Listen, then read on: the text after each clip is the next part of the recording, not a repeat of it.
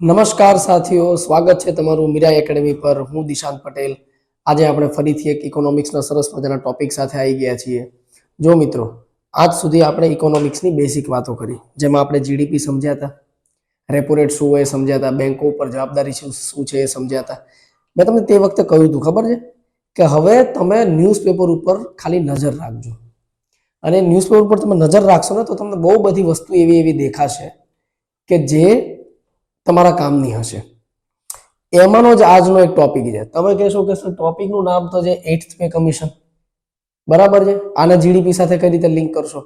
જુઓ, કઈ રીતે લિંક થશે એ જ આપણે જોવાનું છે ને, કે સેલરી પે નો જે કમિશન આવે, કે તમારી સેલરી હાઇક થાય કે ઘટે, એની જીડીપી ઉપર શું અસર પડે, એ એક તો આપણે જોઈશું, પહેલી વસ્તુ। બીજું, દરેક એક ગવર્મેન્ટ એમ્પ્લોય, સેન્ટ્રલ ગવર્મેન્ટના જેટલા પણ એમ્પ્લોય છે એમના માટે તો ખુશ ખબર છે।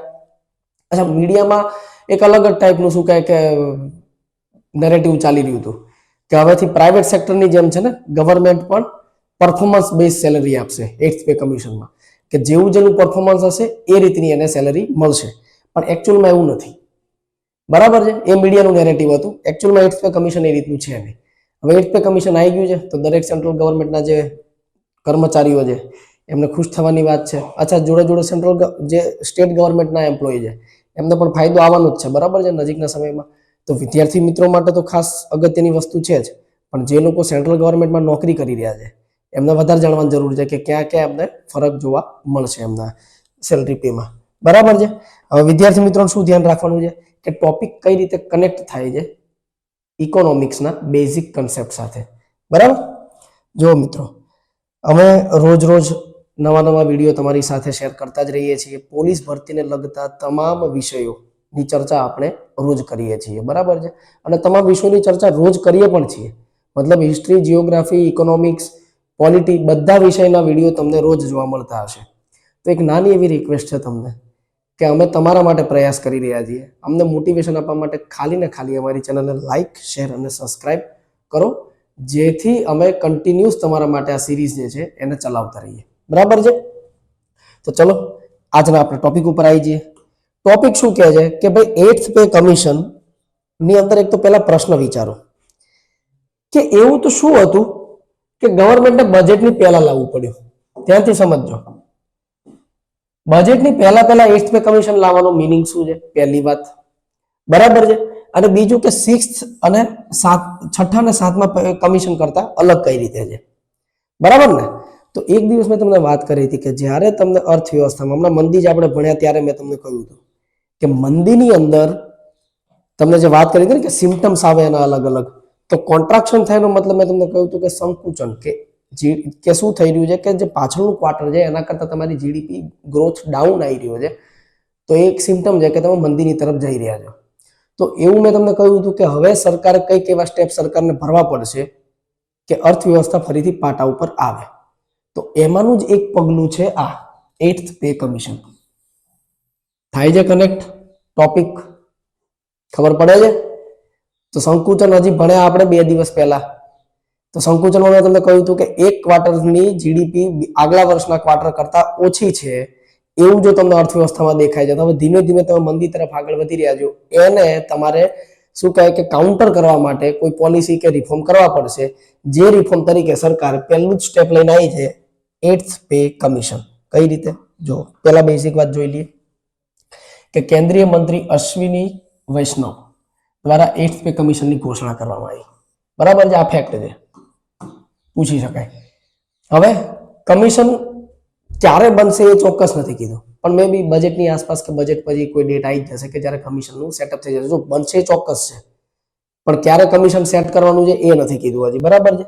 અને એક વસ્તુ ફેક્ટ શું છે કે દર 10 વર્ષે પે કમિશન બનાવવામાં આવે, આ બધા ફેક્ટ છે, બરાબર છે?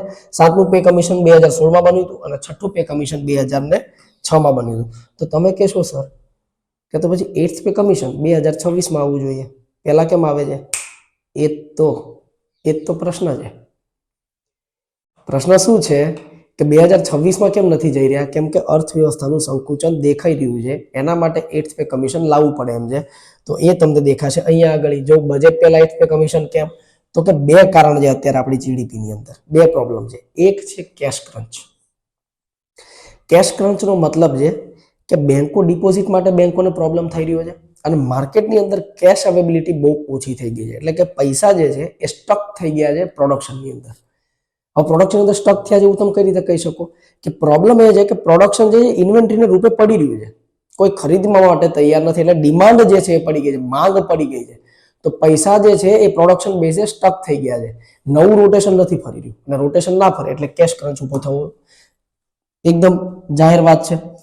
હવે બીજું કારણ શું છે કે જીડીપી નું ઘટાડાનું અનુમાન 2025 ની 2 ત્રિમાસિકમાં એટલે કે 2 ક્વાર્ટરમાં, ક્વાર્ટર 1 એન્ડ ક્વાર્ટર 2, 3 મહિનાનો જે ગેપ હોય ને એમાં આરબીઆઈ પહેલાથી જ કહી દીધું છે આરબીઆઈ દ્વારા કે જીડીપી જે છે એ ઘટશે.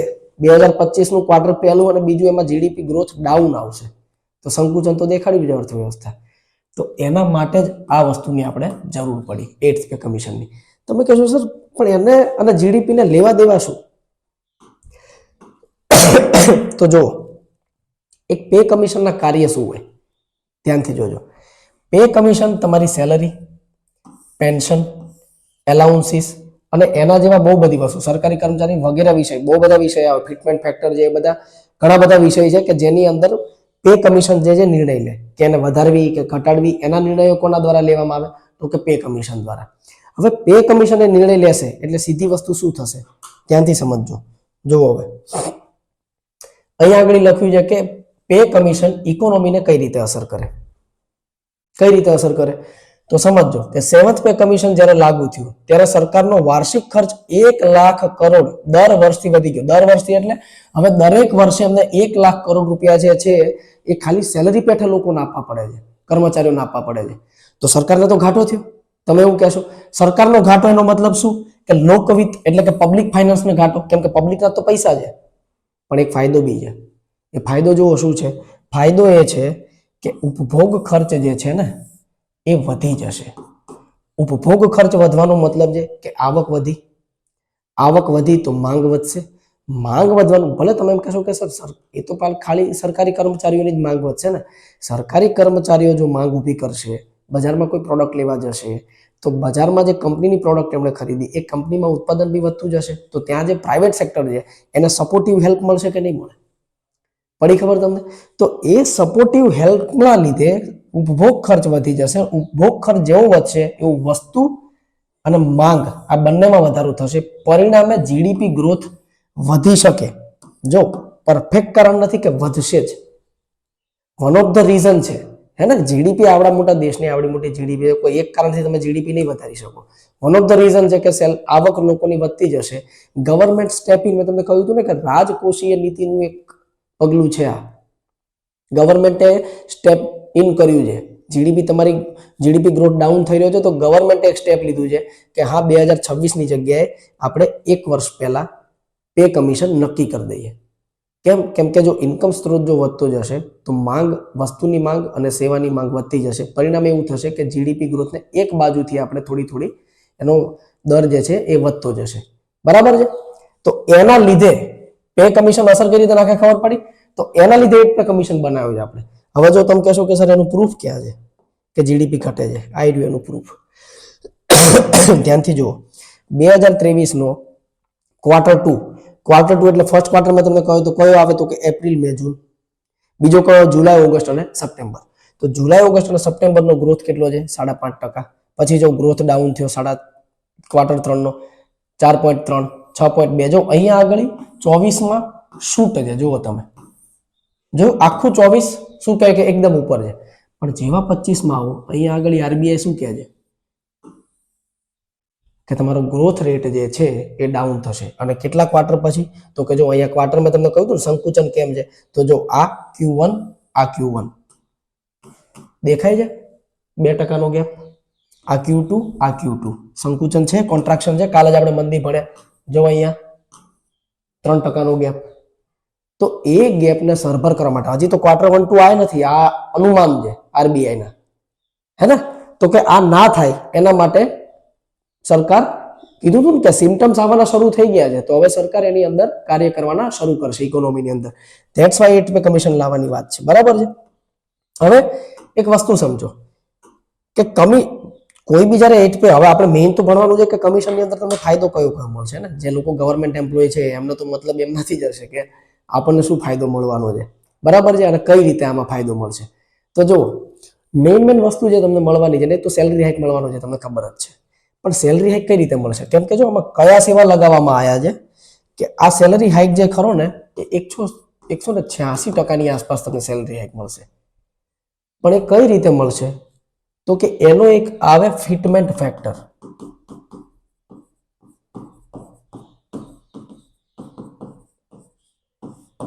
ફિટમેન્ટ ફેક્ટર કરીને એક ફેક્ટર આવે સેલરીમાં.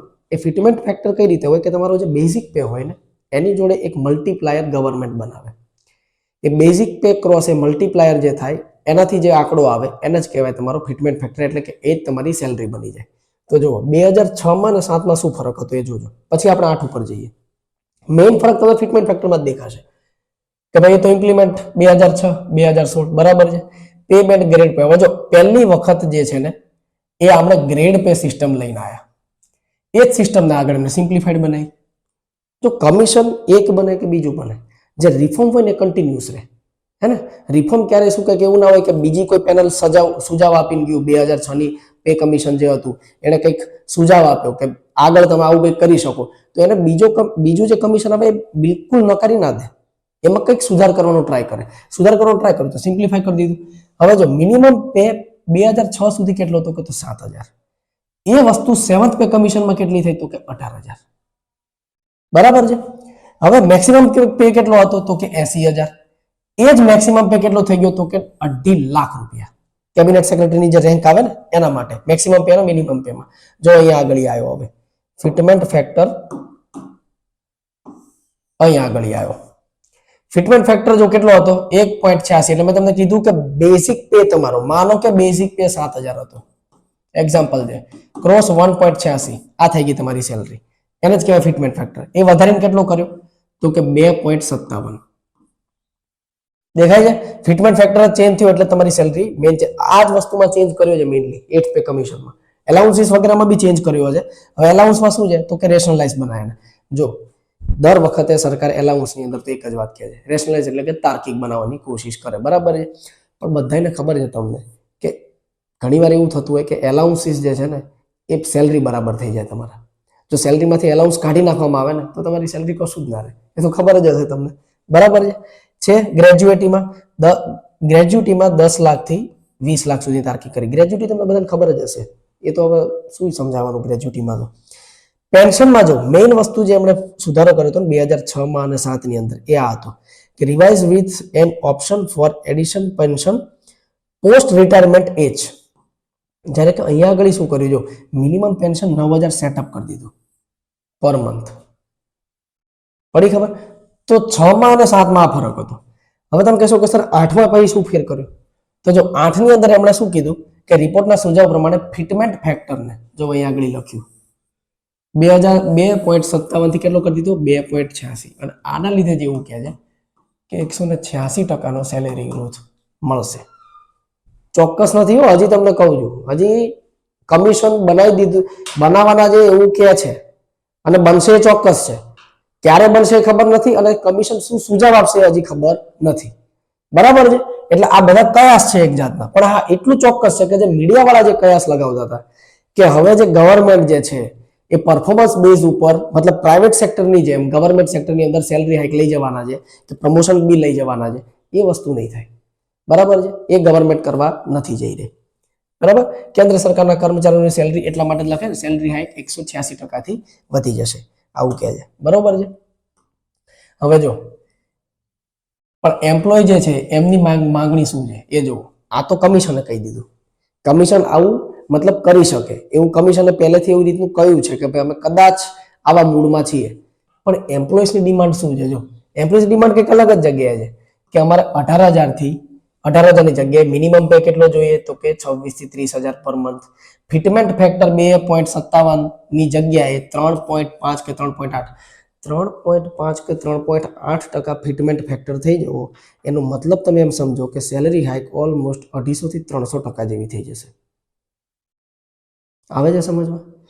હવે એક જગ્યાએ તો સારી વસ્તુ દેખાય છે કે સેલરી વધશે તો વસ્તુની માંગ ઊભી કરી દેશે અને બની શકે કે એમનો ખર્ચ વધતો જાય તો વસ્તુ અને સેવા બંનેની માંગ ઊભી થાય. It's good.